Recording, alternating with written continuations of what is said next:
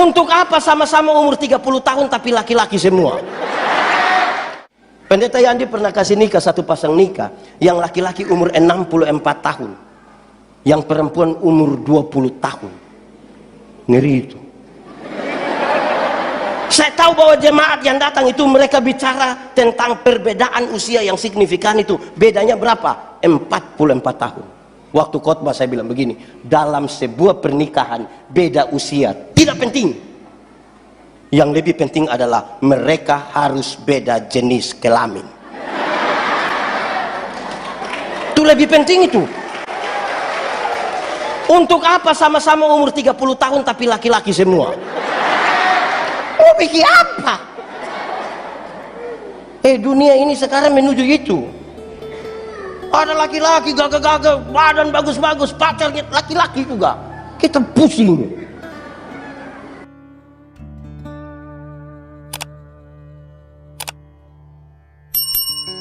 Bapak Ibu Saudara-saudara, mari kita berdoa untuk pemberitaan firman Tuhan.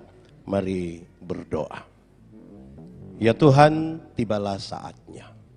Kami akan membaca dan merenungkan firman Tuhan. Tapi siapa kami ini Tuhan? Kami orang berdosa. Sungguh tidak mungkin bagi kami untuk mengerti firman-Mu, kecuali kalau Tuhan menolong kami. Oleh kuat kuasa Roh Kudus-Mu kami mohon, hari ini kami dimampukan. Bukan saja untuk mendengar dan mengerti firman-Mu, tapi lebih dari itu kami dimampukan menjadi pelaku-pelaku firman Tuhan. Berkati hamba-Mu yang akan menyampaikan firman.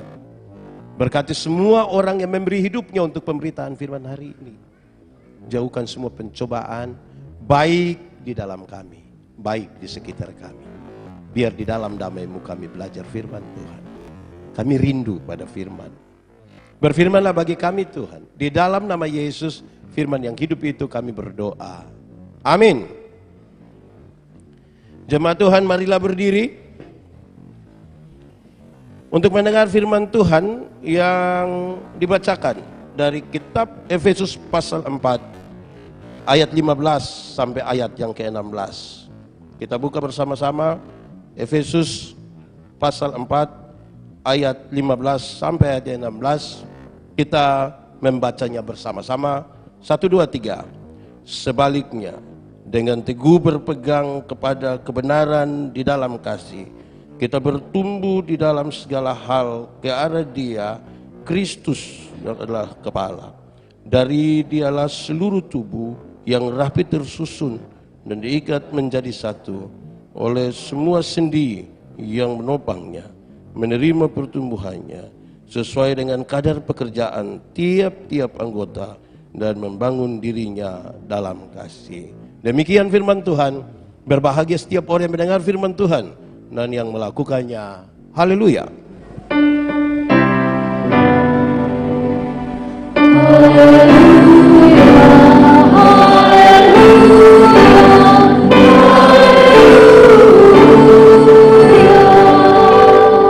Mari silakan duduk semuanya.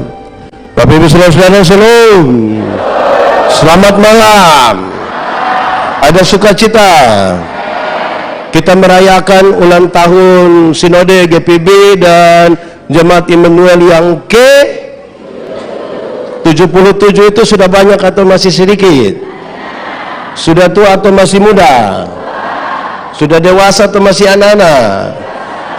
Cukup di 77 atau mau tambah lagi? Mau tambah sampai berapa itu? Di awal saya mau kasih tahu kita bahwa dewasa itu ada 3. Ada berapa? 1, dewasa biologis. Sama-sama 1, 2, 3. Kasih tahu teman di sebelah. 3, 2, 1. Dewasa biologis itu 10 tahun lalu kita berat badan hanya 37. Sekarang 73. Itu dewasa biologis. 10 tahun lalu pakai celana nomor 27 tidak ada masalah karena perut rata.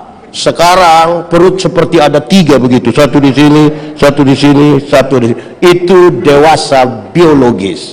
Berkaitan dengan pembangunan fisik. Berkaitan dengan apa? Immanuel, pembangunan fisik so aman? Kenapa anda mau bicara? Sudah aman? Gereja su aman? Pastori su aman? Ruang sekolah minggu su aman? Su aman sudah? Bagus. Kedua, dewasa psikologi. Sama-sama. Kasih tahu teman di sebelah. 1, 2, 3. Dewasa psikologi tidak tergantung umur dan berat badan. Umur 40 tahun kalau Tuhan tersinggung, sedikit-sedikit tersinggung, sedikit-sedikit tersinggung, sedikit-sedikit tersinggung. Tersinggung kok sedikit-sedikit. Di sini ada yang biasa tersinggung. Ada sekarang dia di sini. Dia yang di bawah atau yang di balkon. Sedikit-sedikit tersinggung mau keluar dari Immanuel, mau bikin gereja sendiri di bawah situ dekat. Itu tidak bisa. Tidak bisa. Di Kupang itu kalau ada orang suka tersinggung di banyak orang suka bilang begini. Badan besar, umur 40, tapi pikiran seperti anak-anak. Amin kah? Jadi kita dewasa biologis, belum tentu dewasa psikologi. Ketiga, dewasa iman. Sama-sama, 1, 2, 3. Dewasa iman tidak tergantung berapa lama orang bersinode. Dewasa iman tidak tergantung berapa lama melayani. Dewasa iman tidak tergantung berapa lama jadi orang Kristen. Dewasa iman itu ada anak umur 3 tahun, ada mimbar berat 10 kg. Anak umur 3 tahun bisa pikul mimbar yang 10 kilo? Bisa? 17 tahun kemudian dia umur 20 tahun. Bisa pikul mimbar yang 10 kilo? Yang berubah anak atau mimbar? Itu dewasa iman. Tidak meminta beban menjadi ringan, tapi berdoa meminta bahu yang semakin kuat. Orang dewasa iman tidak akan menangis, merengek, minta masalah berubah. Karena dia tahu kalau Tuhan izinkan ada masalah, Tuhan tahu seberapa kuatnya dia. Amin. Saudara punya masalah? Tidak usah omong. Saya lihat ini muka masalah semua ini. Masalah ialah kesenjangan antara harapan dan kenyataan. Yang muda-muda harapan menikah umur 28, kenyataan 34. Harapan menikah dengan dia, kenyataan dia nikah dengan kita pun teman vokal grup. Menyakitkan, tapi masalah bukan masalah. Cara menangani masalah orang-orang dewasa iman itu berbeda. Iman bertumbuh di tengah-tengah pergumulan bermasalah. Amin. Karena itu hampir orang dewasa iman tidak meminta orang lain berubah. Tapi siapa berubah? Diri sendiri. Kadang-kadang kita terlalu sibuk rubah orang lain, sampai lupa rubah diri sendiri. Ada begitu di Immanuel. Dia paham apa itu ya? Terlalu sibuk untuk orang lain, lupa. Banyak orang terlalu pakai waktu untuk menilai keburukan orang lain, sampai kehilangan waktu menilai diri sendiri. Padahal teorinya jelas, Alkitab bilang, mau rubah ini dunia, mulai dari perubahan mana? Setan di luar itu gampang kita atur. Tapi setan di dalam kita itu sulit kita atur. Dia atur kita sendiri. Nah, lalu tema kita hari ini baca sama-sama 1, 2, 3. Ulang. Bersama dalam panggilan, berkarya dalam. Subtemanya 1, 2, 3. Membangun cinta dan kasih dengan sesama sebagai wujud persatuan. Paulus meninggalkan jemaat di Efesus. Padahal jemaat itu jemaat yang kecil. Tidak punya kekuatan politik yang besar. Tidak punya kekuatan sosial yang bisa mempengaruhi banyak orang. Paulus meninggalkan jemaat padahal Paulus tahu bahwa dunia adalah medan pertempuran. Sama-sama 1, 2, 3. Dunia adalah medan. Karena dunia medan pertempuran, maka semua orang akan berhadapan dengan pertempuran. Baik orang kaya maupun baik orang dewasa maupun baik orang beriman maupun orang baik yang cantik maupun yang semua. Paulus mendefinisikan musuh ada 2. Musuh ada berapa? 1, musuh yang kelihatan. Yang kedua, musuh yang Tidak. Kalau musuhnya kelihatan, mungkin agak gampang. Karena musuhnya kelihatan. Di situ, kalau kita lihat dia pegang pistol, tinggal. Pegang parang, tinggal. Pegang batu, tinggal. Tidak pegang apa-apa, tinggal. Itu kalau musuhnya kelihatan. Lalu bagaimana kalau musuhnya tidak kelihatan? Covid itu kelihatan atau tidak? Iri hati itu kelihatan atau tidak? Apa? Paulus meninggalkan jemaat. Paulus kemana? Masuk penjara. Sama-sama, 1, 2, 3. Karena pencuri. Bunuh orang. Merampok. Lalu kenapa Paulus masuk penjara? Karena coba-coba percaya pada Tuhan Yesus. Mau memberitakan tentang Yesus. Justru di situ dia masuk penjara. Sebuah kenyataan yang sangat-sangat berbeda dengan kerinduan banyak orang Kristen hari ini. Banyak orang Kristen pikir kalau percaya Tuhan Yesus tidak ada masalah. Banyak orang pikir kalau percaya pada Tuhan Yesus jalan lurus terbuka. Banyak orang pikir kalau percaya Tuhan Yesus sakit kepala tinggal tunjuk begini dalam nama Yesus. Beberapa orang pikir kalau percaya Tuhan Yesus pagi-pagi petugas koperasi datang. Tuhan Yesus kasih keliru itu petugas. Di Samarinda kenal petugas koperasi juga. Pinjol tahu. Akrab. Justru di saat Paulus sungguh-sungguh percaya pada Tuhan Yesus, disitulah dia menerima kenyataan harus masuk penjara. Saudara percaya Tuhan Yesus? Betul-betul? Amin. Sekali Yesus tetap Yesus. Yes. So siap masuk penjara. Ini mulai ragu ini, mulai. Ulang, percaya Yesus? Yes. Mantap. Siap masuk penjara? Saya tanda yang bilang siap-siap itu.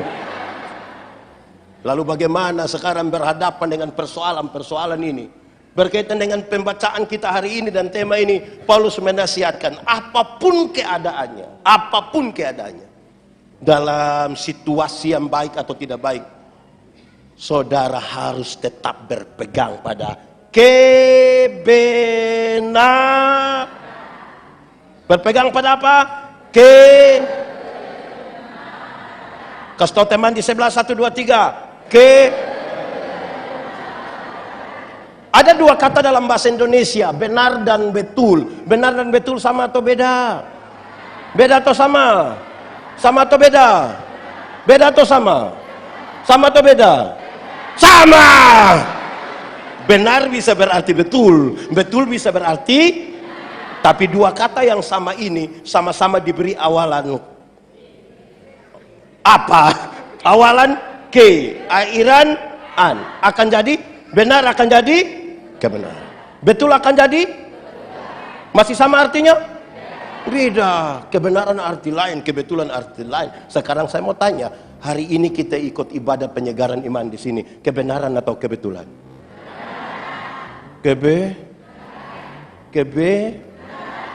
Saya kira kebetulan memang. Pak Pendeta, saya datang sini, saya senang sekali Pak Pendeta. Pak Ketua, saya senang. Jemaat Immanuel ini rajin-rajin gereja semua. Woi, luar biasa.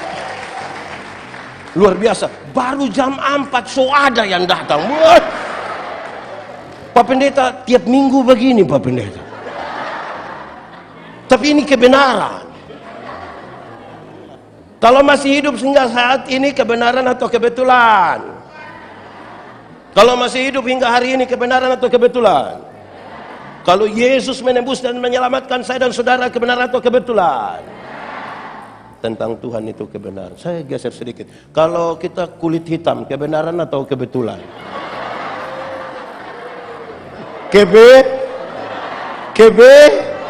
Saya lihat saudara pecah kongsi ini. Kalau orang rambut keriting, kebenaran atau kebetulan?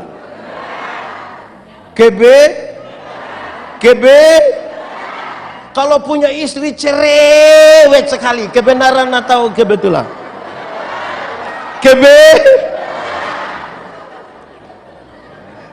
Saudara-saudara, kenapa saya mulai mengatakan itu? Kenapa saya mau mengatakan itu? Saya ingin mendefinisikan kepada kita bahwa sampai pada berkarya bersama, melayani bersama, orang mesti mulai dari pengelolaan perbedaan-perbedaan. Siapa tidak mencintai perbedaan tidak pantas hidup di dunia. Tidak pantas. Kenapa? Fakta kosmis menunjukkan bahwa segala sesuatu itu berbeda. Ada atas, ada kanan, ada panas, ada hitam, ada laki-laki, ada. Itu beda atau tidak? Beda. Pendeta Yandi pernah kasih nikah satu pasang nikah. Yang laki-laki umur 64 tahun. Yang perempuan umur 20 tahun. Ngeri itu.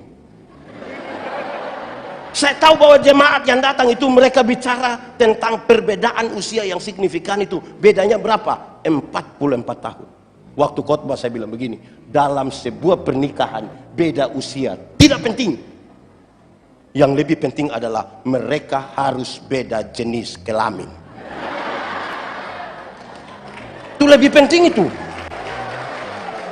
Untuk apa sama-sama umur 30 tahun tapi laki-laki semua? Mau pikir apa? Dunia ini sekarang menuju itu. Ada laki-laki gagah-gagah, badan bagus-bagus, pacarnya laki-laki juga. Kita pusing. Beda.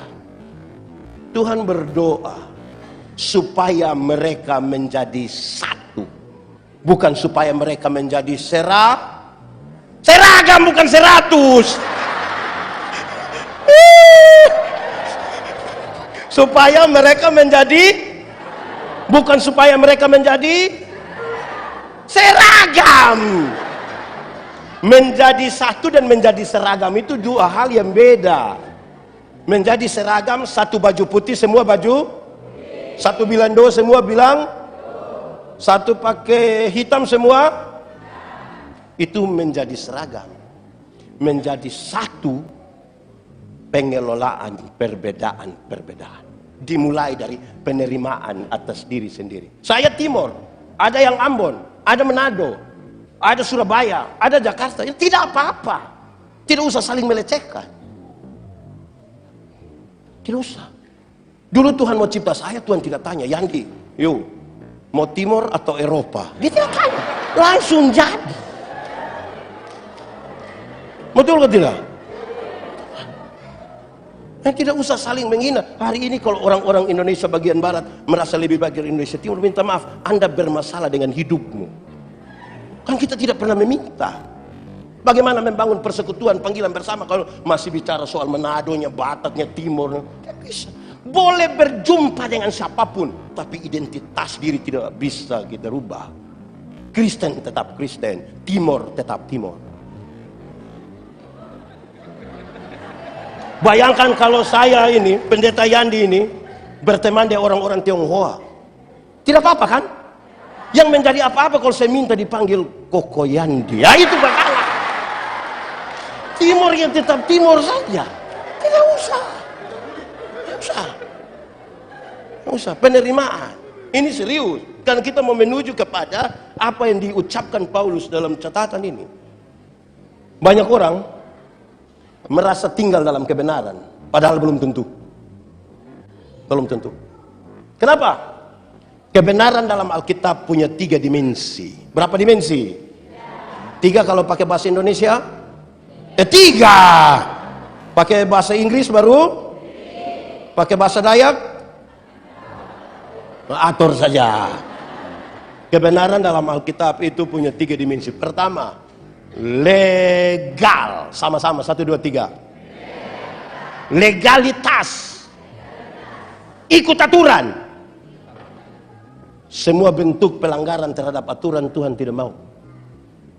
Legalitas yang dibangun di atas pulihnya hubungan manusia berdosa ini dengan Tuhan. Kenapa? Jemaat di Efesus itu jemaat kecil.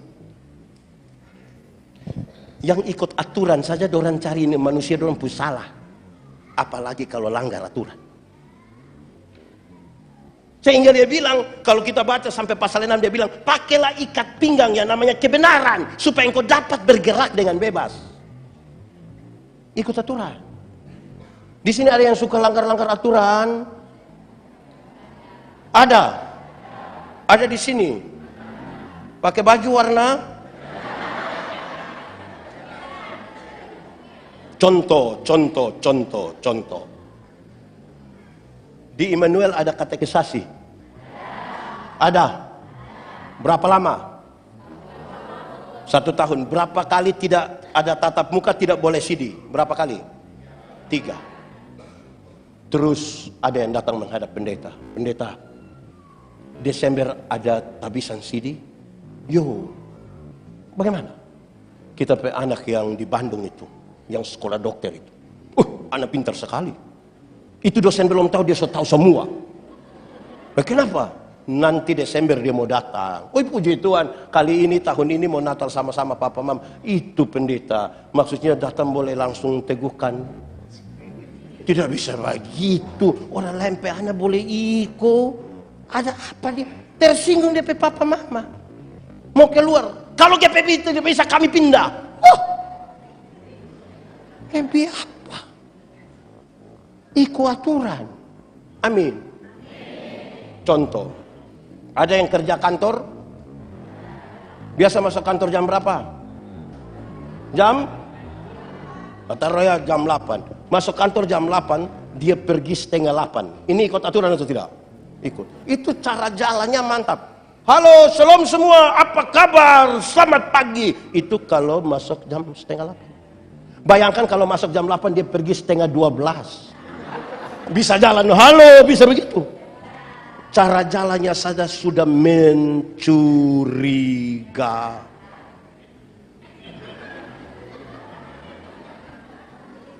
Tiba-tiba pimpinan langsung persiapan tipu. Saudara-saudara, di rumah ada aturan atau tidak? Di pasar ada aturan atau tidak? Di jalan ada aturan atau tidak? Di kantor ada aturan atau tidak? Lalu di gereja mau bebas-bebas. Banyak jemaat tidak mau diatur. Di sini ada yang tidak mau diatur. Ada sekarang. Coba tunjuk.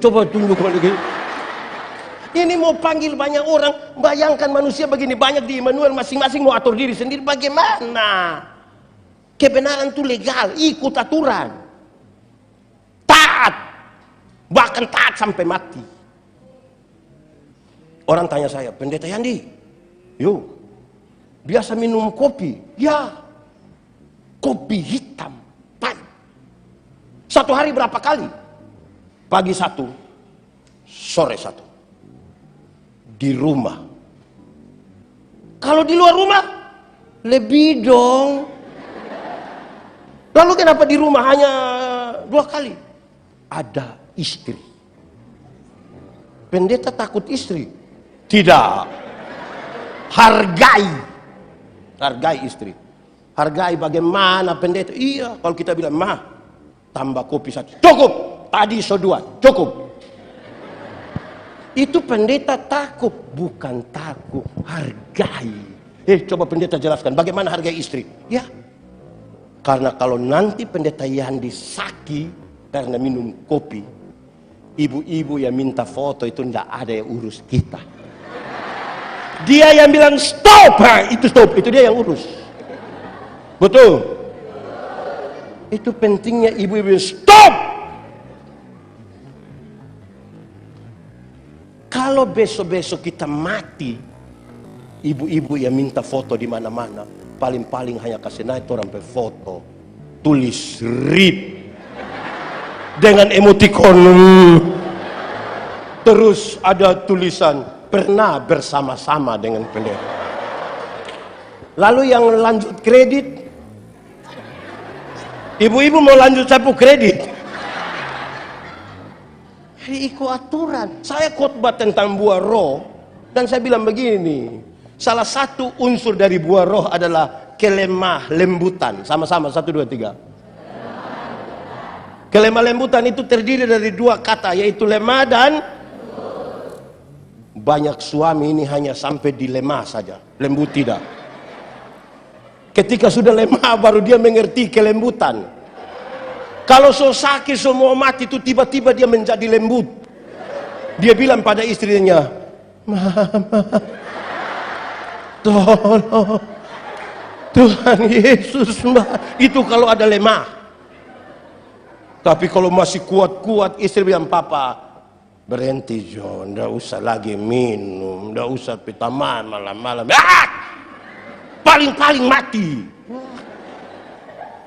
Ada yang DP suami begitu? Jujur, kita sama-sama punya, kita mau doakan.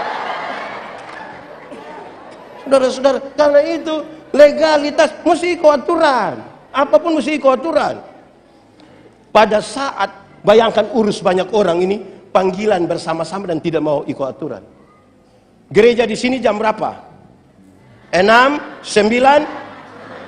Kita ambil jam 9 misalnya. Ada keputusan, misalnya gereja hanya satu kali, jam 9. Waktu ambil keputusan jam 9, kan masih ada dialog, diskusi kan di rapat. Saya baru bilang jam 5, saya baru bilang jam 10, saya baru bilang jam 4. Lalu suara terbanyak memutuskan jam 9. Waktu orang bergereja jam 9, bukan soal siapa kalah, siapa menang. Ini soal tanggung jawab. Saudara datang ikut gereja jam 9 bukan karena soal kalah menang, tanggung jawab. Atau siapa di antara kita yang orang datang jam 9, silakan Anda jam 9, kita akan datang sendiri jam 1. Kita akan menyanyi sendiri, konsistori sendiri, khotbah sendiri. Lama-lama gila dia. Legalitas itu tanggung jawab. Setelah sekarang kan warna hijau kan, saudara diminta pakai warna hijau. Saudara diminta pakai warna hijau bukan karena selera, tapi apa? Tanggung jawab. Ini jemaat banyak tidak mau tanggung jawab. Ada begitu di Immanuel, yang hanya mau datang ikut ibadah. Saya ibadah, saya lain saya tanggung jawab. Tanggung jawab itu kelasnya di atas dari kewajiban. Orang kalau hanya menjalankan kewajiban, dia bilang pokoknya yang penting, pokoknya yang penting. Tanggung jawab kelas di atas itu. Saya melayani di Pulau Sabu, Pulau bagian selatan NTT. Saya ketemu seorang kostor yang dia punya istri 1, anak 5. Biasa mereka sadap enau untuk dapat air gula. Naik jam 2 subuh, turun jam 7 pagi. Saya tanya dia, "Ama, iris itu tuak susah atau tidak?" Dia bilang, "Susah pendeta." Coba jelaskan susahnya. Naik jam 2, turun jam 7. Karena pohon banyak. Nggak bisa kita naik satu pohon, turun kembali itu pohon, pindah lagi ke pohon sebelah. Buang waktu, buang tenaga. Jadi, orang sambung dia ke daun begini. Langkah ikut tahun. Resiko bisa jatuh. Mayangnya terlalu keras, pisaunya tajam sekali, kadang-kadang melukai. Terus saya tanya dia di hadapan istri anaknya, saya bilang, "So tahu kerja susah begitu, siapa suruh Anda mau kerja?" Dia lihat pada istri dan 5 anaknya, dia bilang begini, Terus dia bilang, "Nanti dorang makan apa?" Itu pernyataan membuat saya mengerti. Dia naik tuak jam 2, turun jam 7, resiko jatuh atau terluka. Dia melakukan itu bukan sekedar kewajiban, tapi apa? Tanggung jawab. Di Immanuel ini lebih banyak tanggung jawab atau kewajiban? Kan mau bekerja bersama-sama. Tanggung jawab atau kewajiban? Itu pertanyaan penting. Ada penatua diaken pengajar ini yang menunggu kapan waktu mau selesai. Tunggu kapan habis waktu biar kita ganti. Pemilihan majelis jemaat biasa berlangsung berapa lama di sini? 5. Ini jemaat anggota sidi memilih. Aneh, kadang-kadang aneh. Waktu pemilihan orang bilang begini, pilih dia. Kenapa pilih dia? Dia yang ada oto. supaya kalau ada acara tinggal pakai DP Oto. Akhirnya Oto datang gereja, DP orang tidak datang gereja. Ada begitu di GPIB. Immanuel juga ada. Kolom atau sektor? Sektor berapa itu ya? Jadi kebenaran itu punya dimensi legal, ikut aturan. Pada saat dunia menawarkan ketidakteraturan. Anak muda begini ini bagus, tepuk tangan dulu, tepuk tangan. Datang pakai pakaian begini ikut ibadah bagus. Ada orang datang gereja macam mau pimala begitu, macam orang gila dia. Bagus pakai pakaian menghadap Tuhan. Bagus. Duduk sopan-sopan begini bagus. Ada yang masuk gereja lubang-lubang sini topi balik doang. Macam ikut aturan. Kedua, kebenaran dalam Alkitab punya dimensi moral. Sama-sama, 1, 2, 3. Moralitas. Moralitas itu apa? Kesatuan pikiran, perkataan, perbuatan. Integritas. Orang yang tinggal dalam kebenaran itu punya integritas. Kami diskusi tentang homiletika, ilmu berkhotbah. Orang tanya saya, pendeta, khotbah yang baik itu yang bagaimana? Saya bilang, maksud apa tanya-tanya begitu? Khotbah yang baik itu tulis atau enggak tulis? Berapi-api atau berair-air? Saya bilang, khotbah yang baik itu bukan soal tulis atau enggak tulis, bukan soal berapi-api atau berair-air. Khotbah yang baik itu bicara apa, bikin begitu. Jangan omong lain. Ada orang yang bukan sekedar omong lain bikin lain. Ada yang pikir lain, omong lain, bikin lain. Hasilnya kelainan. Saudara, ketemu orang kelainan itu kan tidak sinkron. Aneh-aneh di kegiatan itu. Moral. Makanya Paulus bilang, apapun yang saudara lakukan, perbuatlah seperti untuk dan bukan untuk manusia. Kenapa? Karena semua yang kelihatan baik belum tentu dibangun di atas motivasi yang benar. Belum tentu. Ingat, tidak semua senyum tulus. Mau bekerja bersama-sama, bagaimana kalau senyum saya tidak tulus? Kita datang, kita bilang shalom, shalom. Kita lewat berseparuh.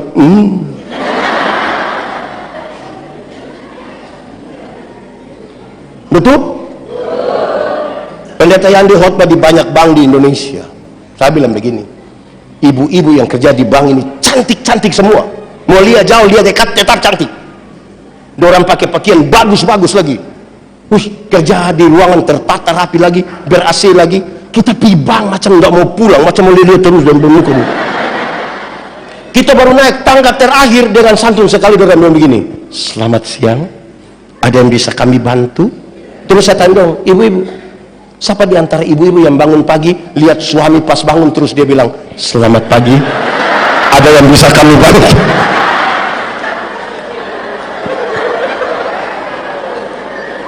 Jadi harus didorong oleh moralitas yang benar. Kalau tidak lebih banyak pencitra.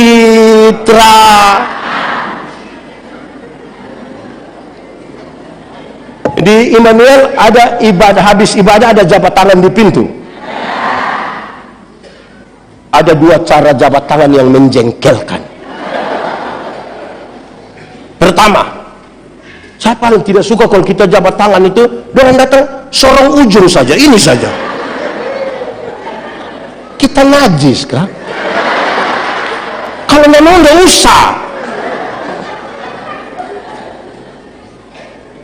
Kedua, yang saya tidak suka itu yang dia jabat tangan, tapi mata tidak di kita. Oh ya, nanti kita bikin apa-apa itu tulus.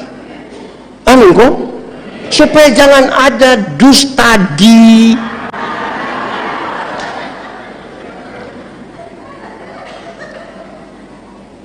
kadang-kadang kita penuh dusta karena tidak digerakkan dari sini.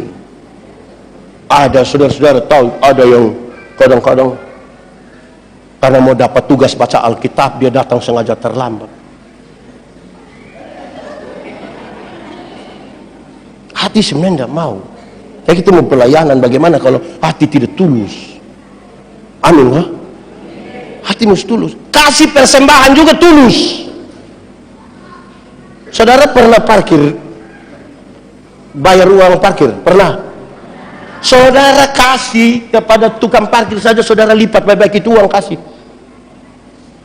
Masa kasih persembahan kepada Tuhan ramah-ramah begini? Sampai Patimura Pepejang hampir patah gara-gara orang begini-begini.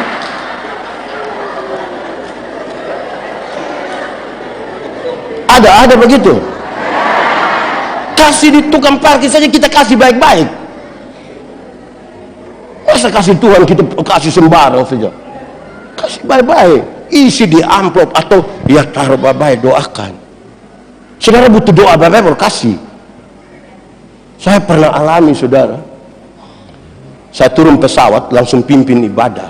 Pendeta-pendeta yang sambut, pendeta Yandi ini tidak bisa singgah lagi di hotel. Ini toga so ada pendeta pakai langsung pimpin. Oke, habis ibadah kami duduk minum kopi. Saya kasih masuk tangan begini.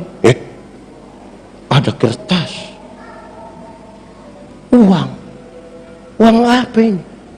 Ini duit persembahan ini. Lalu yang tadi kita isi apa?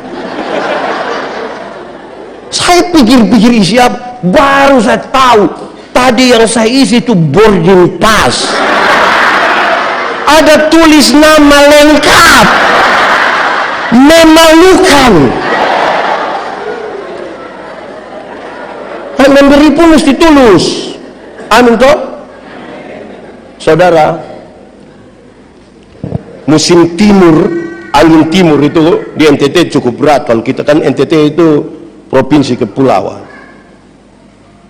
ikut laut pakai kapal feri, bayangkan dia lombang laut itu begitu. Kalau orang tahu ada pendeta di atas, pendeta terang ibadah, di darat tidak pernah ibadah, di laut ibadah. Yang menarik adalah waktu memberi persembahan, apalagi diiringi lagu di tengah ombak dan arus pencoba. Sudah, tidak usah banyak. Itu kami tidak pakai ini tangguh-tangguh persembahan begini, tidak pakai begini, karena memang tidak ada. Harus pakai dos yang besar. Kenapa? Karena kalau ibadah di laut dengan iringan lagu di tengah ombak, apalagi begini, itu yang bawa dos itu datang, sekali isi begini, semua langsung masuk, tidak lewat otak. Beda kalau ibadah di darat, beda atau tidak? Beda, termasuk yang sebentar ini. Itu yang bawa persembahan datang, dia taruh tangan di dalam, macam agak lama. Sudah mulai berdep mata keputar-putar. Mata seperti ada firasat itu. Terus dia ambil doi isi begini, yang bawa persembahan selewat baru dia kata, apa? Saya isi yang 100. Macam menyesal itu. Saudara pernah mengalami penyesalan itu? Akhirnya banyak ibu-ibu suka singgah di kios kan? Pernah singgah di kios? Bikin apa di kios itu? Tukar kasih besar. Jadi saudara, memberi kalau tidak tulus itu yang duit kecil, duit besar itu sama. Ada orang tua, saya tidak bicara soal nominalnya, saya bicara tentang sikap. Ada orang dia kasih persembahan, dia lipat dia jari begini. Kita bilang, Bapak, kenapa sampai tangan begitu? Dia bilang, pendeta, kalau tangan kanan memberi, tangan kiri tidak boleh tahu. Terus saya bilang, tapi pendeta tahu. Pendeta tahu apa? 1000. Makanya begini. 100 tidak mungkin begini.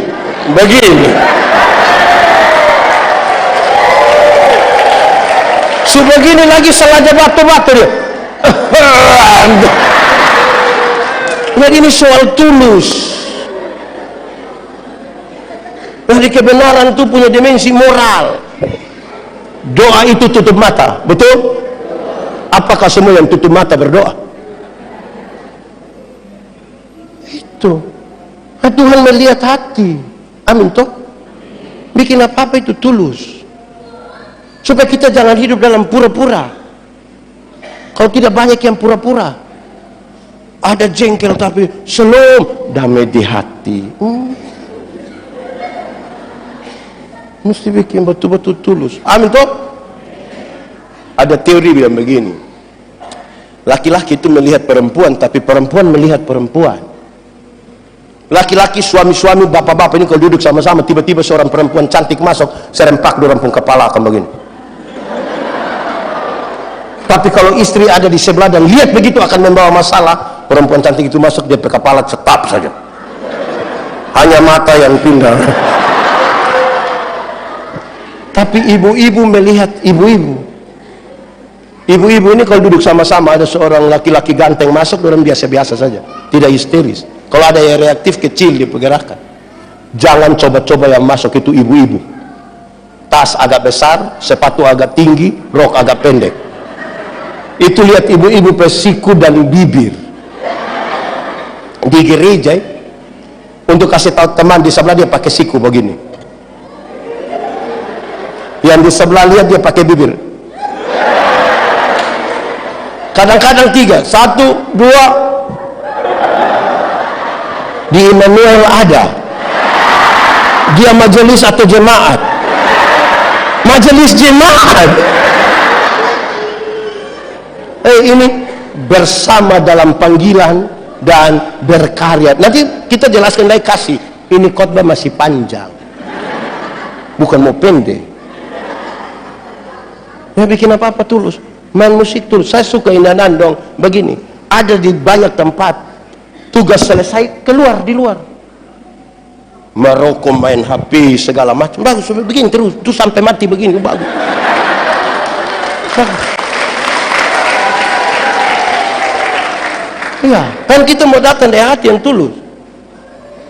Kita jangan sekedar jadi aktivis gereja. Banyak yang ikut pendeta Yandi, ratusan orang sama-sama dengan saya. Satu hari ada satu anak datang bilang, Pak Pendeta Yandi, yo, saya pelayanan tiap hari tapi saya tidak merasa dapat sesuatu. Sebenarnya saya mengerti engkau punya masalah. Mengerti apa? Ya karena engkau sibuk aktor ini mik, aktor Depo TV, aktor semua. Habis aktor kau jalan.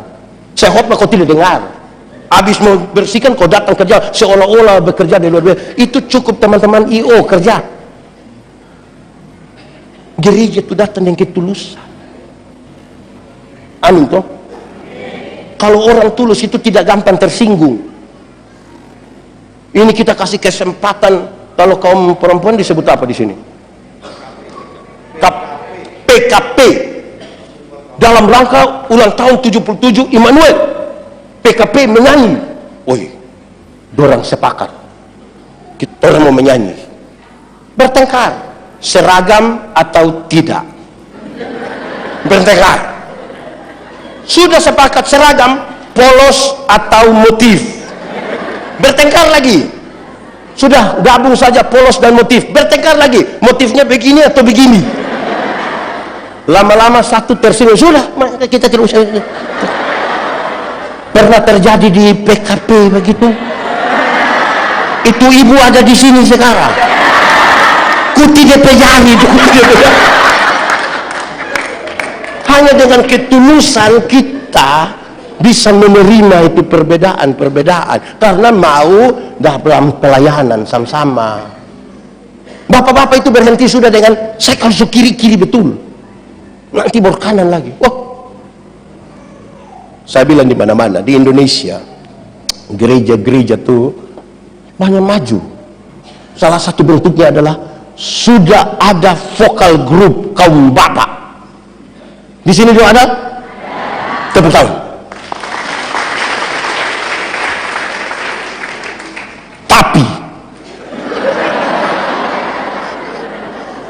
Tapi ada 2. Tapi pertama, Dorang latihan sampai jam 3 subuh.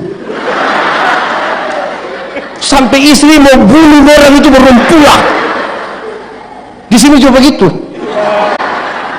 Tapi kedua, mau menyanyi besok hari Minggu, titip pesan.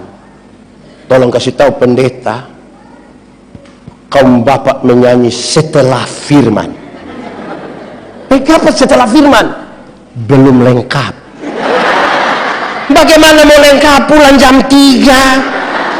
Yang menarik adalah setelah orang menyanyi itu, habis firman diberi kesempatan kepada kaum bapak. Habis menyanyi keluar.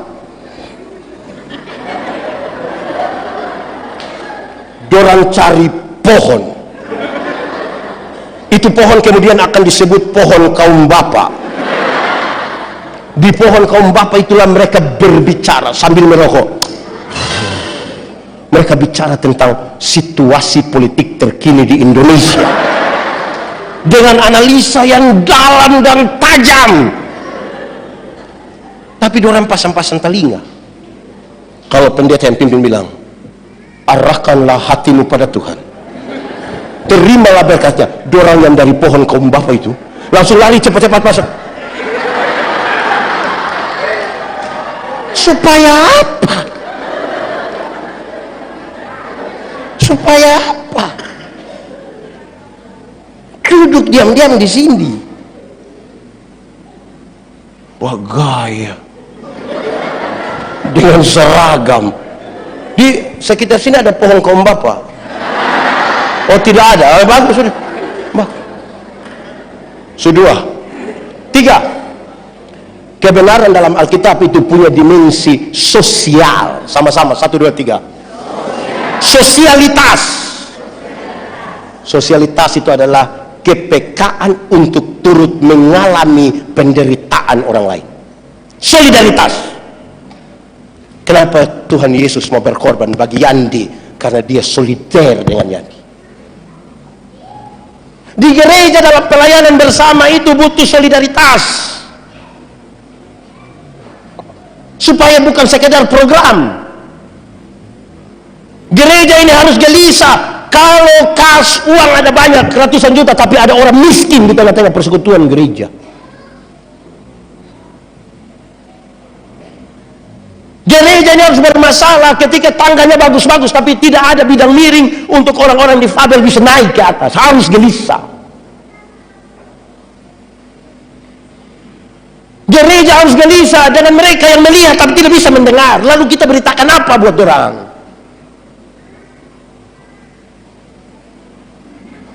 Langsung marah. Solidaritas. Solidaritas orang Kristen kadang-kadang bermasalah. Kita kehilangan kasih. Kita kehilangan kasih. Di Samarinda ada mall. Swalayan ada? Pernah tawar di Swalayan? Kenapa tidak berani tawar di Swalayan?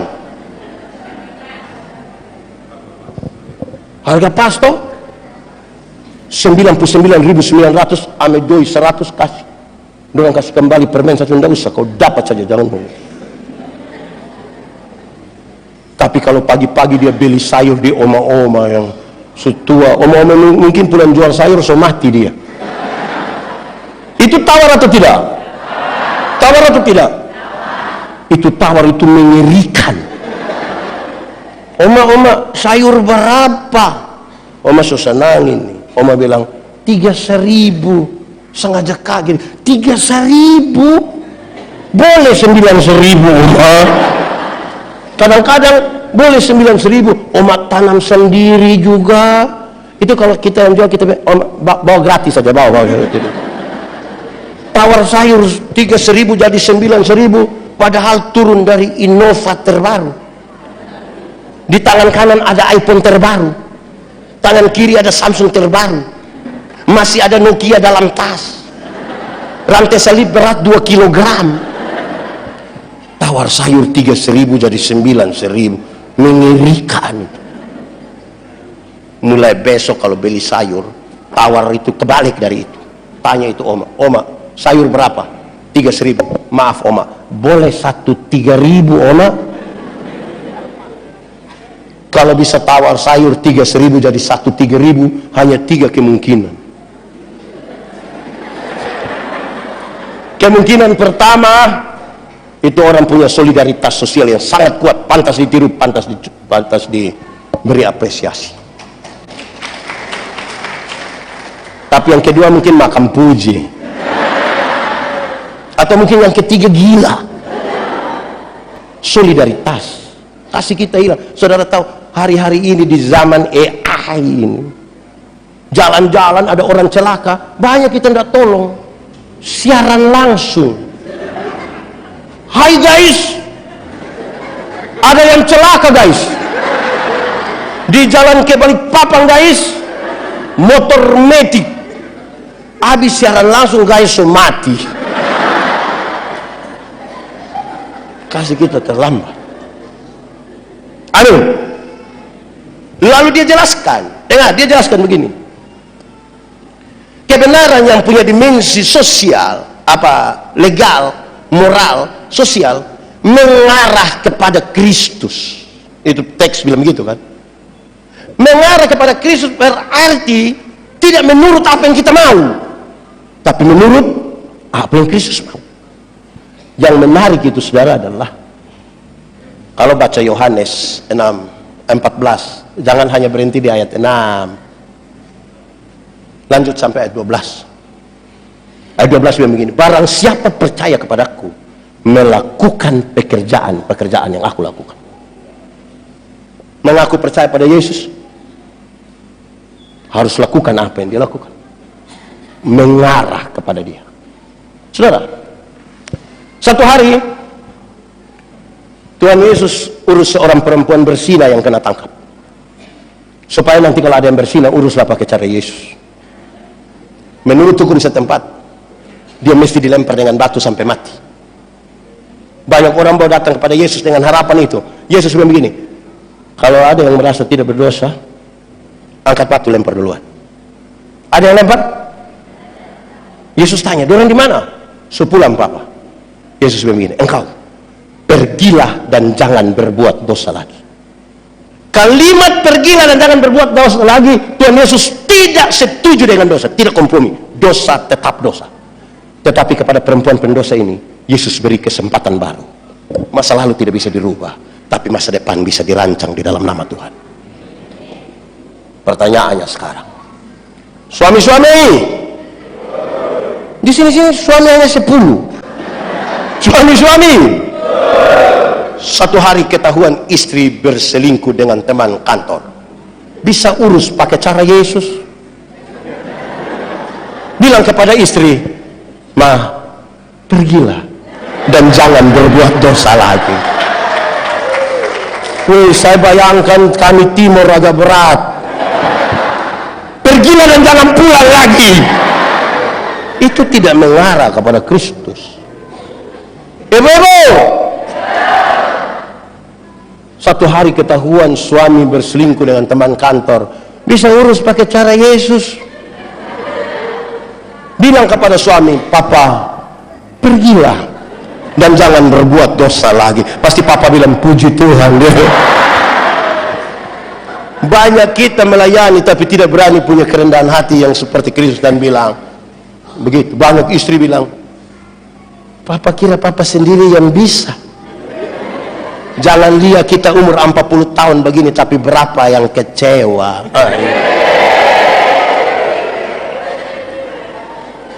Antum mengarah kepada Kristus. Sama-sama, 1, 2, 3.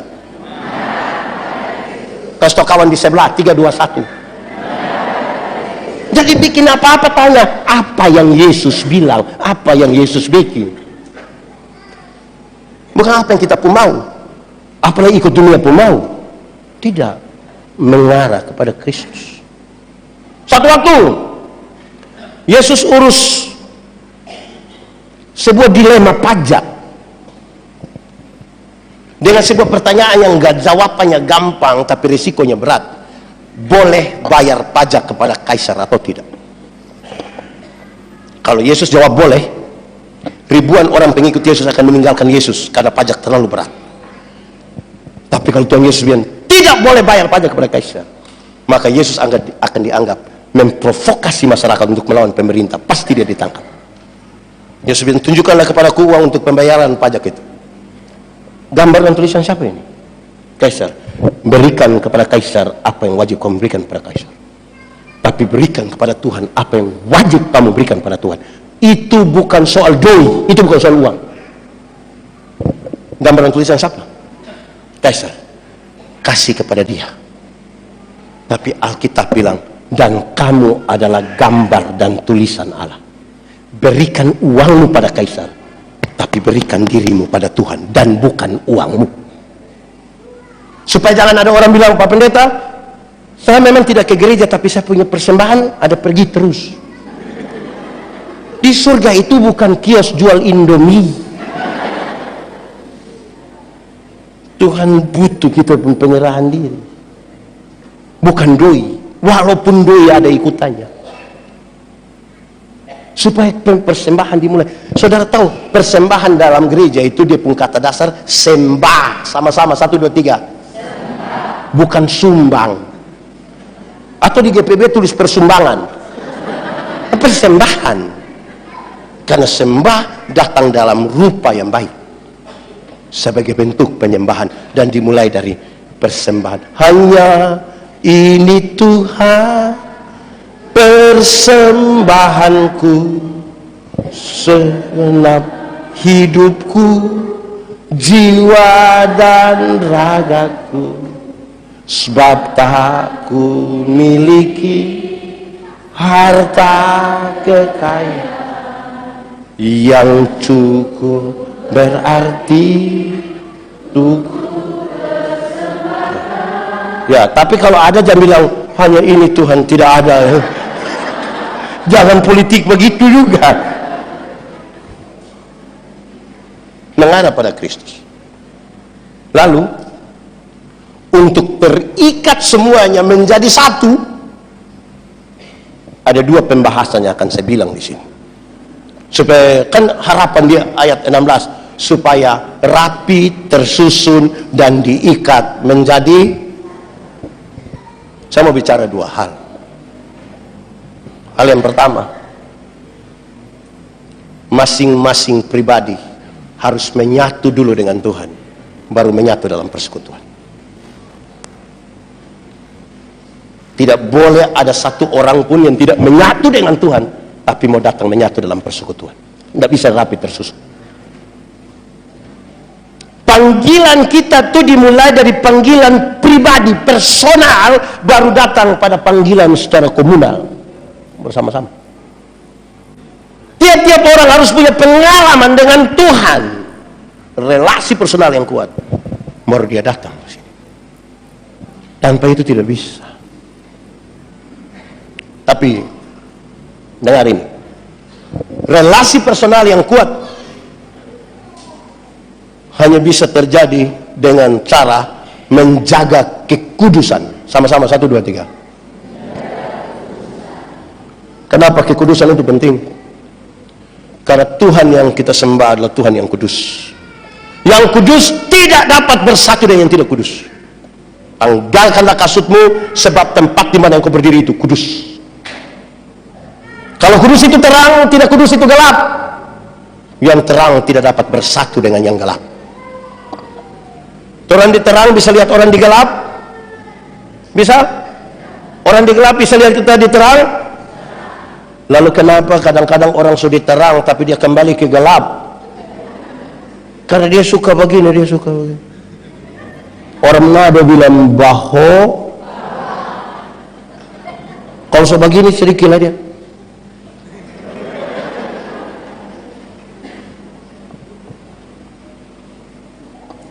Saudara, ada orang tanya saya, Pak Pendeta Yandi, saya punya teman itu tidak menjaga kekudusan, tapi pelayanannya kok banyak sekali, Pendeta.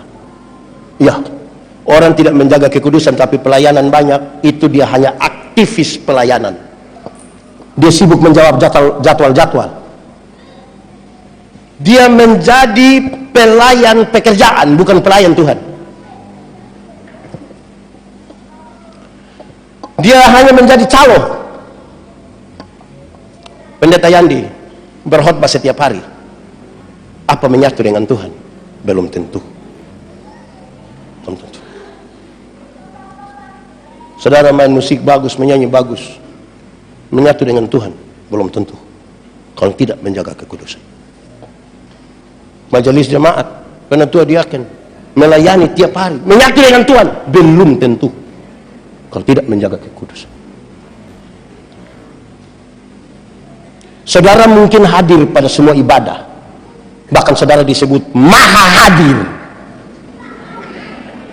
Semua ibadah dia masuk, PKLU masuk, anak juga ikut, pemuda dia masuk. Menyatu dengan Tuhan belum tentu. Kalau tidak menjaga kekudusan. Karena mau rapi, terikat, tersusun, mesti menjaga kekudusan. Saudara, mari bantu Om Pendeta dong. Mari sini saya, mari. Minta tolong. Mari sini saya. Nama siapa? Rian. Rian. Ini anggap saja, tidak usah bapel lah, anggap saja ini tangan orang, ini tangan Tuhan, dan ini tangan orang berdosa. Ini anggap saja, tidak usah itu. Ini tangan Tuhan, ini tangan orang berdosa. Lantas kita orang yang berdosa ini mau pegang tangan Tuhan. Kuat, tambah kuat, lebih kuat. Ini paling kuat. Sekarang kita tanya Rian, kuat. Pegang sekuat ini Rian bisa bertahan berapa lama? Kita mau tanya, 1 detik bisa? Bisa. 1 menit bisa? Bisa. 1 jam bisa? Belum tentu. 1 hari bisa? Enggak. 17 tahun bisa? Enggak. Makin kuat Rian pegang, makin cepat dia lepaskan. Lalu bagaimana sekarang? Dia harus merelakan dirinya, membiarkan tangan Tuhan pegang, supaya waktu di mana dia sebagai manusia, kita sebagai manusia, jari-jari kita seperti mau terlepas, tangan Tuhan tidak melepaskan kita. Terima kasih. Tak ku tahu kan hari esok, namunlah kaku bukan suryaku harapkan, karena surya kan oh tiada ku main saja tidak apa-apa, akan masa menjelang ku berjalan serta Yesus, maka hatiku tenang. Banyak hal tak ku fahami dalam masa menjelang, tapi tak bagiku ini tangan Tuhan yang banyak hal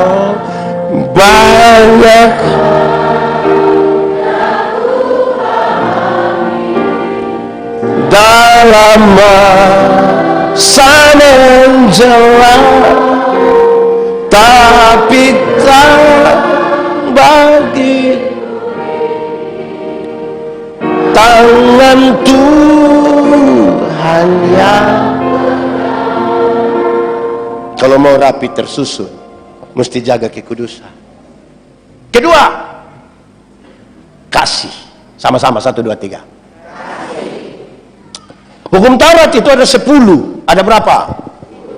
Dari 10 dijabarkan menjadi 613 pasal. Dari 613 pasal masih ada ribuan peraturan hidup setiap hari. Dari ribuan itu Tuhan Yesus simpulkan dia tinggal 2 kalimat, mengasihi Tuhan dan mengasihi. Dari 2 kalimat itu Tuhan simpulkan tinggal 1 kata, yaitu K-A-S-I. K-A-S-I.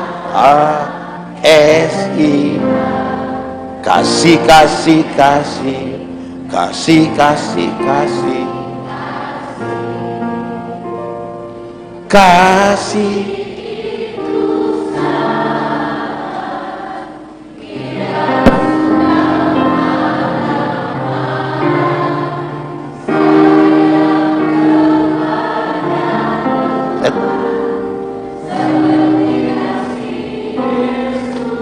Kasih itu sabar.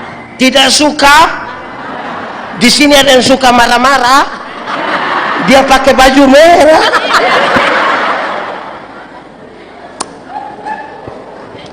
Saudara, saya pakai konteks ini untuk menjelaskan makna ini melihat pada tema dan teks ini. Tentang jemaat di Korintus. Paulus dapat informasi dari jemaat Korintus bahwa jemaat semua pecah. Jemaat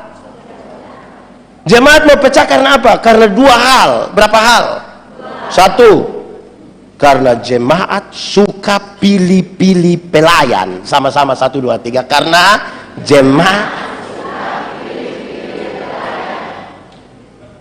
jemaat yang begini, pelayan yang baik itu harus seperti Paulus. Karena Paulus itu satu kali berkhotbah 2.000, 3.000 orang bertobat. Yang lain bilang tidak. Pelayan yang baik itu harus seperti Apolos. Karena Apolos itu seorang pengkhotbah, khotbah 5-6 jam, orang tidak mengantuk. Itu dulu baru pelayan. Paulus dan Apolos tidak tahu. Tapi jemaat sementara mengelompokkan diri, seolah-olah ada golongan Paulus, seolah-olah ada golongan Apolos. Ini bikin kacau persekutuan. Immanuel berapa pendeta? Berapa? Jemaat aman. Kenapa suara hilang? Jemaat hari-hari ini nih agak aneh. Karena beribadah mencari kepuasan dan bukan mencari kemuliaan. Kalau orang baca warta jemaat atau warta mimbar? Kalau baca warta jemaat, yang pimpin ibadah hari Minggu besok adalah pendeta. Berusaha menghindar dari itu nama. Di Immanuel pernah terjadi begitu. Itu orang ada di sini, itu orang. Mau rapi tersusun bagaimana kalau pilih-pilih pendeta? Di Gemit itu kalau ada jemaat suka dengan pendeta, menghadap sinode. Jangan kasih pindah dulu orang pendeta. Kenapa? Kami sementara membangun. Oh, dia kepala tukang.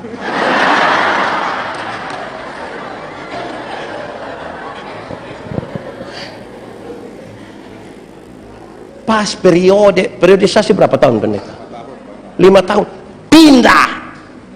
Tahan-tahan apa? Pindah. Sebab kalau nanti dorang sudah tidak suka, dorang akan ambil kami. Aduh,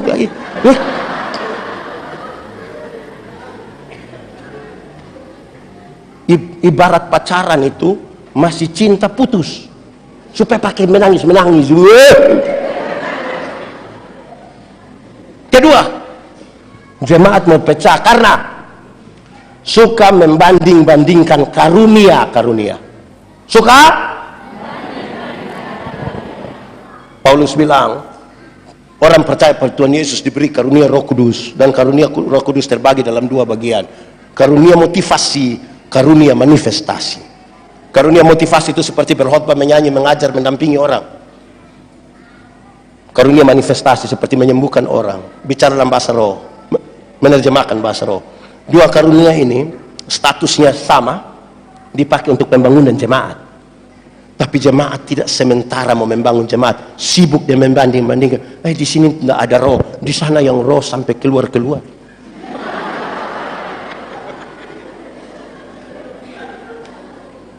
Ini bikin kacau ini. Bukan pakai ini.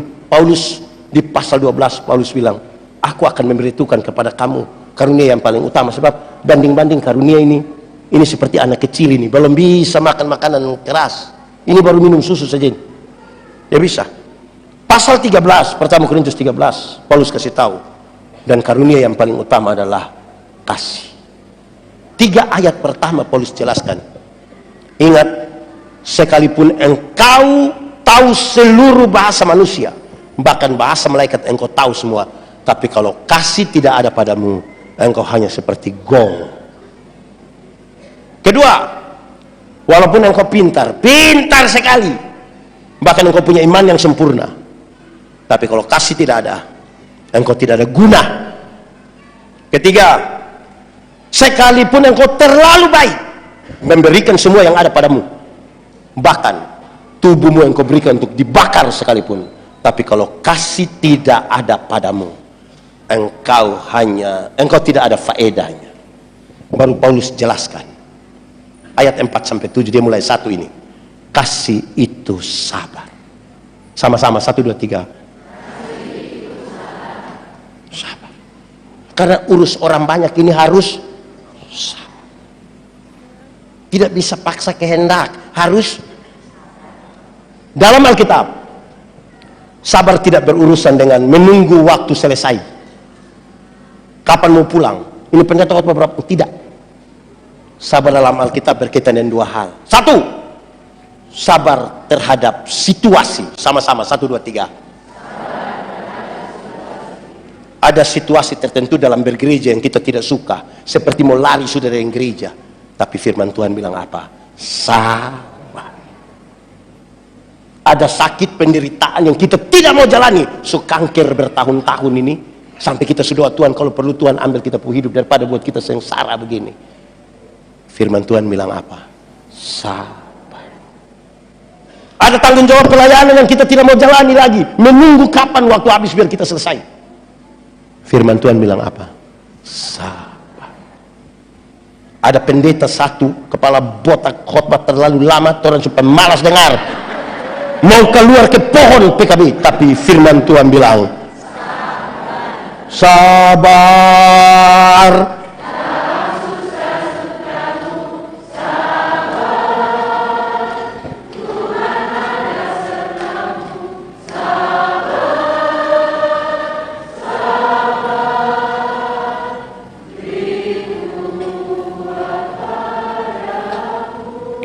Dua, sabar terhadap orang. Sama-sama 1, 2, 3.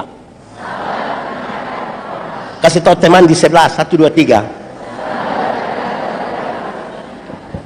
Ada orang-orang tertentu dalam gereja ini terlalu menjengkelkan.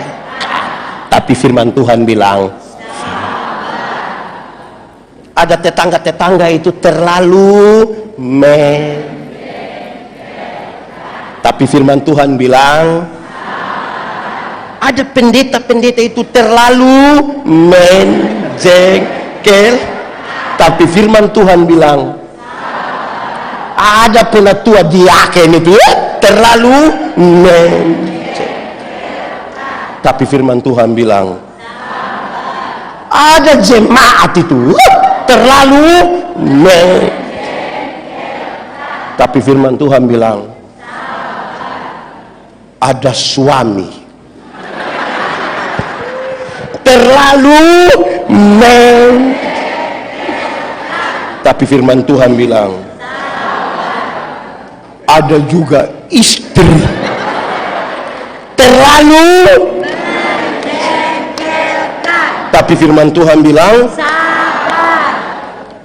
ada mama mantu terlalu. Tapi firman Tuhan bilang,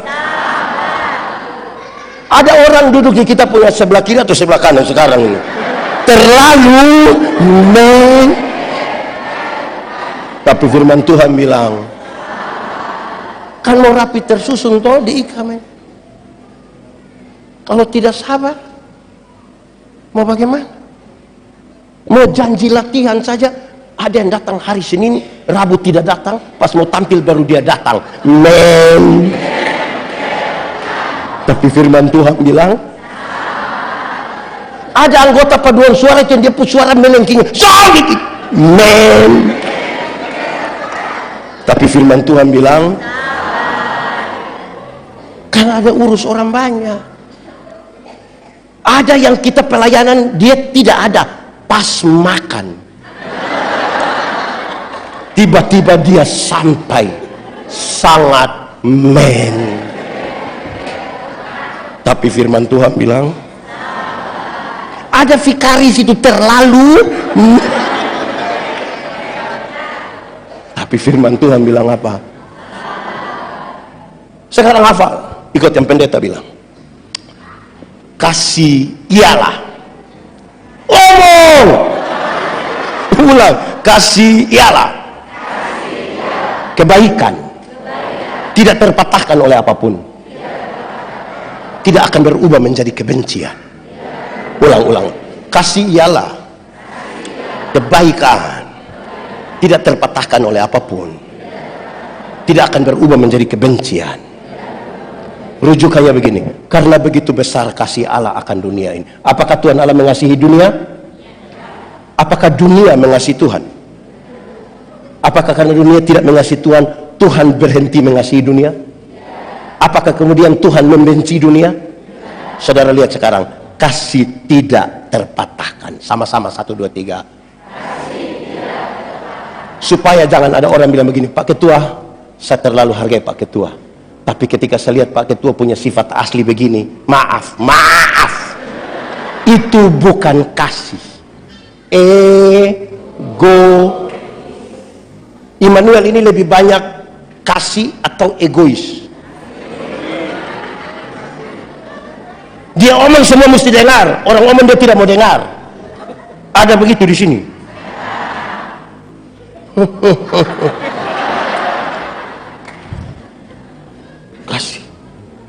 Kasih tidak terpatahkan. Yang bisa mengkonfirmasi ini, saya bicara di mana ini saudara sudah dengar, tapi saya ingin bicara menegaskan ini. Yang bisa mengkonfirmasi tentang kasih yang tidak terpatahkan ini adalah ibu-ibu. Siapa? Ibu-ibu. Melahirkan itu sakit atau tidak? Terlalu sakit. Mau melahirkan normal atau abnormal tetap sakit. Sesar itu abnormal, ibu. Waktu ibu-ibu sakit melahirkan, suami saja tidak bantu. Ibu sakit di ruang bersalin, kami suami hanya dari luar taruh tangan di kepala baru bilang, Yesus paling aneh. So bilang Yesus lagi, dia bayangkan, ini anakmu kamu ikut siapa ini paling aneh. Anak-anak kamu dengar, waktu kamu lahir itu, kamu hanya tahu menangis. Orang tua kalau sudah dengar kamu menangis, dorang pikir lapar, basah, atau mungkin sakit apa. Anak-anak punya jam tidur, orang tua punya jam bangun. Orang tua punya jam tidur, anak-anak punya jam bangun. Banyak orang tua tidak tidur karena anak-anak mereka. Jam 3 subuh masih ada orang tua gendong-gendong dia anak begini. Betul? Dalam keadaan sempoyongan karena tidak bisa tidur, jam 3 pagi masih begini. Seringkali ibu-ibu dipaksa lagi menjadi penyanyi. Makanya seringkali ibu-ibu punya lagu tidak bisa dipertanggungjawabkan. Kalau tidak bobo. Padahal justru kalau anak bobo itu baru nyamuk gigit. Kalau anak ada lari-lari nyamuk mana mau gitu, tapi itu jauh tidak. Dengar, waktu kamu lahir kamu tidak bisa bicara, betul? Atau siapa anak yang lahir dia lahir langsung yes, tidak bisa bicara. Orang tua ajar kamu bicara satu-satu suku kata, ma, pa. Sudah usia begini, sudah lancar bicara. Ada suka bicara dengan orang tua?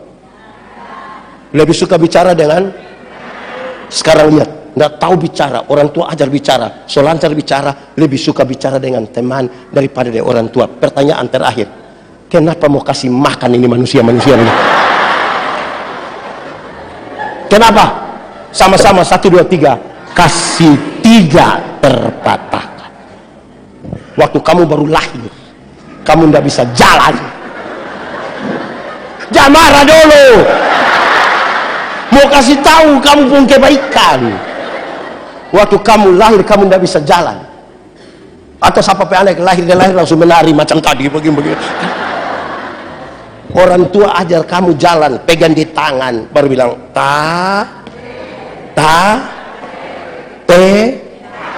jalan belakang. Sudah bisa jalan, kamu sudah bisa jalan. Sudah begini, suka jalan dengan orang tua. Lebih suka jalan dengan? Kenapa tidak suruh dapat teman kasih makan?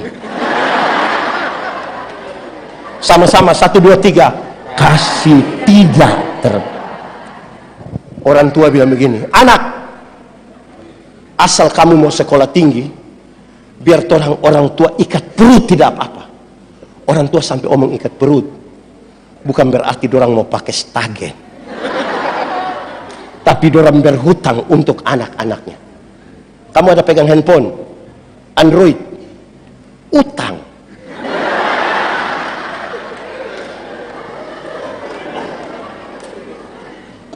Ada yang anak-anak ke gereja, ke sekolah bawa motor, utang. Atau orang Samarinda beli motor cash untuk anak-anak. Dengar, orang tua bisa tidak makan untuk kamu, seumur hidupnya dipersembahkan bagi kamu. Tapi ketika dong lanjut usia, sakit, berapa banyak anak yang mau urus orang tuanya. Orang tua melahirkan kamu banyak-banyak, tidak pernah titip di mana-mana. Tapi anak-anak banyak-banyak yang sukses di Samarinda bisa titip orang tua di panti jompo. Ingat, yang titip atau rencana titip, batalkan segera. Karena hari ini kita titip dorang, besok-besok dong akan titip kembali orang. Amin toh? Hidup hanya berulang apa yang kita lakukan. Apa yang kamu kehendaki orang perbuat kepadamu, perbuatlah itu kepada. Ingat, saya mau kasih tahu. Waktu kamu pilek, orang tua tidak pernah pakai tisu. Betul? Waktu kamu buang air besar, tidak pernah orang tua pakai sarung tangan. Pakai tangan. Hari ini dorang di kursi roda, hari ini dorang ada di tempat tidur karena sudah tua dan sakit. Berapa anak kandung urus?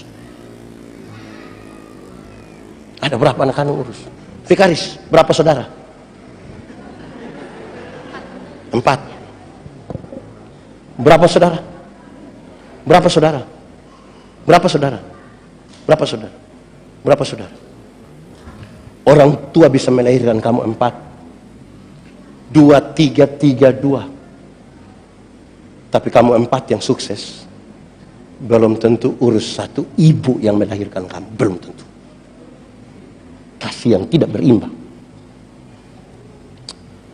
Apa harapan terbesar dari orang tua? Berkumpul kembali dengan orang-orang yang dicintai. Kamu bisa online 8 jam per hari, tapi belum tentu telepon orang tua 5 menit untuk tanya kabar.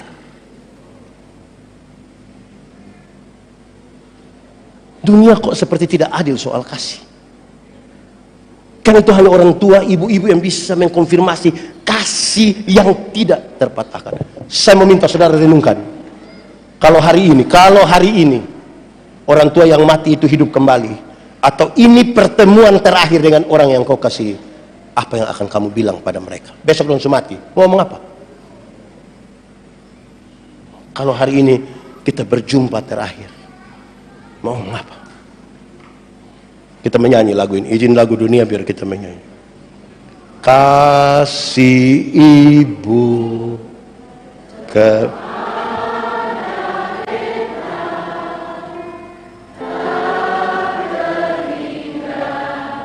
sepanjang masa hanya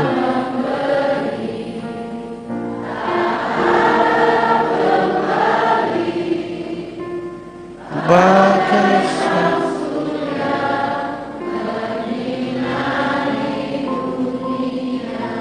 coba kita ulang menyanyi lagu ini sambil bayangkan mama mantu pemuka. Kasih kepada siapa? Mau sampai kapan?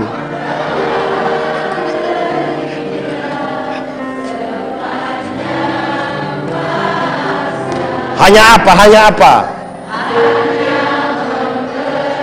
Harap kembali atau tidak? Seperti apa?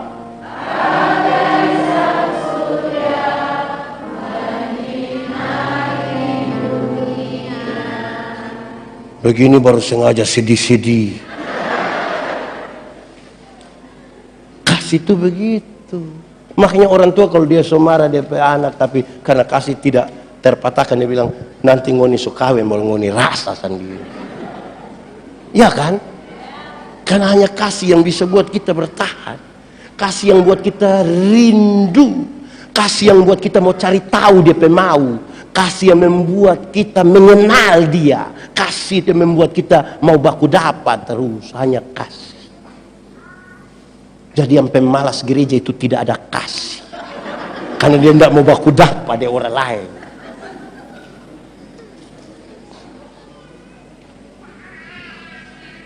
Hanya karena kasih yang besar, toh. Saudara tahu. Hari ini kalau kita bertanya pada Tuhan Yesus, Tuhan Yesus, seperti apa yang kau mengasihi aku? Tuhan Yesus tidak jawab, dia tidak menjawab. Dia merentangkan tangannya di kayu salib dan mati bagi saya dan saudara. Harusnya kasih itu yang kita pakai dalam pelayanan. Tidak mungkin sesempurna yang Yesus buat, tapi yang kita lagi mengarah kepada Kristus. Amin kok. So lapar. Jangan pura-pura. Saya melihat saudara lama karena saudara tadi.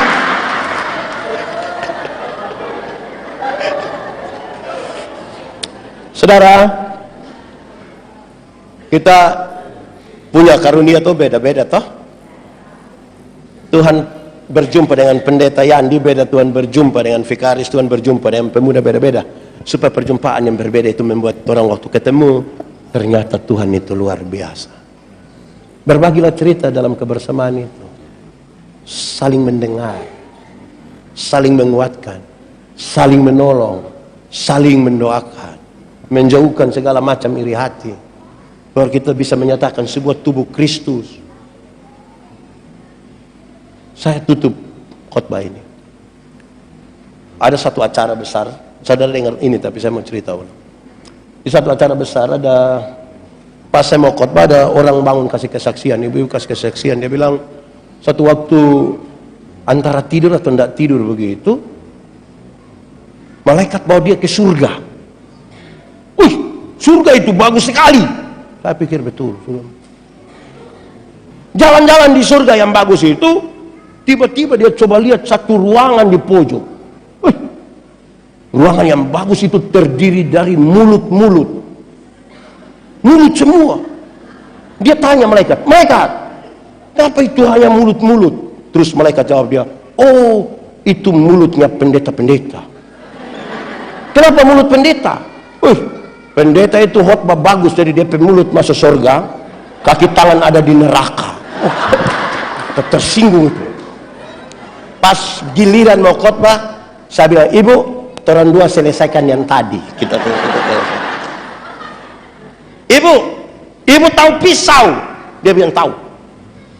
Coba ibu ambil pisau, coba potong ibu pejari kalingking, luka dan darah keluar. Coba ibu bilang, rasa kau bisa? Dia bilang tidak bisa. Nah itu Alkitab bilang, mata karena dia mata, dia tidak lebih penting dari telinga. Karena orang satu tubuh, kepalanya Kristus. Tangan tidak lebih penting dari kaki. Siapa yang malam-malam perut sakit mau ke WC, kaki bilang perut, pergi sendiri dong. Harus bisa semua. Bahkan Alkitab bilang, kalau tangan terluka, mata menangis. Dan kalau mata menangis, tangan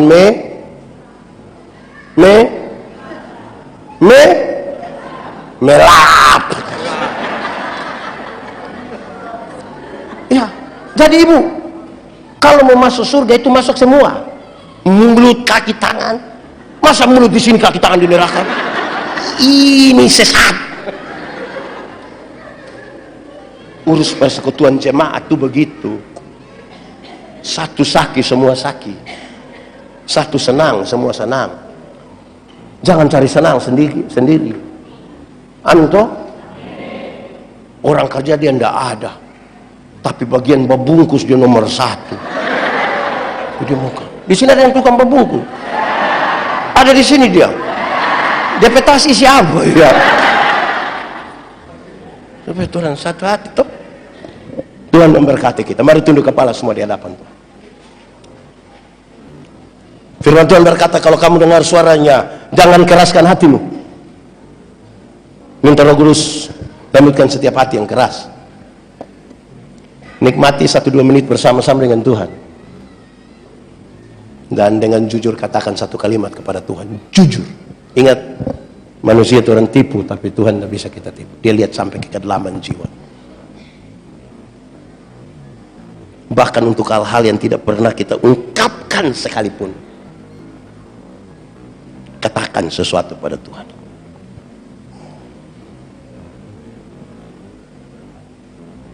Terima kasih. Terima kasih Tuhan, dan kami rindukan firman-Mu jadi pelita bagi kaki kami, terang bagi jalan kami. Terpuji nama Tuhan.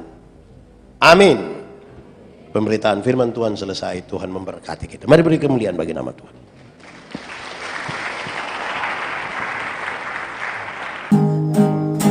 Puji dan sembah padamu Tuhanku sepanjang hidupku.